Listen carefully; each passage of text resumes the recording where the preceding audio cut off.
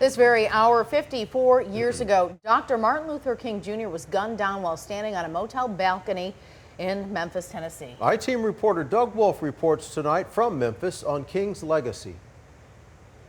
I have some very sad news for all of you, and that is that Martin Luther King was shot and was killed tonight in Memphis.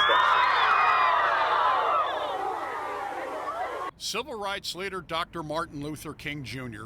was shot and killed while standing on this balcony in front of room 306 at the Lorraine Motel in Memphis, Tennessee at 6:01 in the evening of April 4th, 1968. Dr. King was not popular at the time of his death. In fact, he was the most hated man in America. King was shot here from a rooming house directly across the street, which still stands today. The shot was fired by James Earl Ray, ending King's life, but cemented an everlasting legacy for his nonviolent movement for equality. Dr. King came to Memphis in support of sanitation workers who had poor wages and could be fired for being just 1 minute late.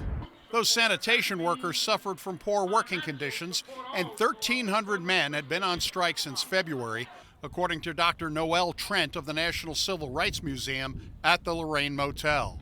According to Dr. Trent, King was able to bring attention to the plight of the poor that might otherwise be ignored. He was able to come into scenarios and bring in a national spotlight. A court injunction was in place stopping King's peaceful march, but the injunction had been lifted earlier in the day on April 4th.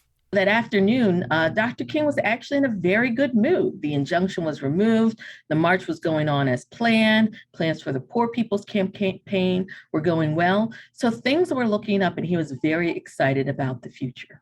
The facade of the Lorraine Motel has been preserved and is now part of the National Civil Rights Museum. King's room at the Lorraine has been saved to reflect how it looked in 1968. For the I-Team in Memphis, Doug Wolfe, WAND News. Dr. King's killer, James Earl Ray, born in Illinois, Ray arrested in London, extradited back to the U.S. He pled guilty to King's murder in 1969, died in prison in 1998.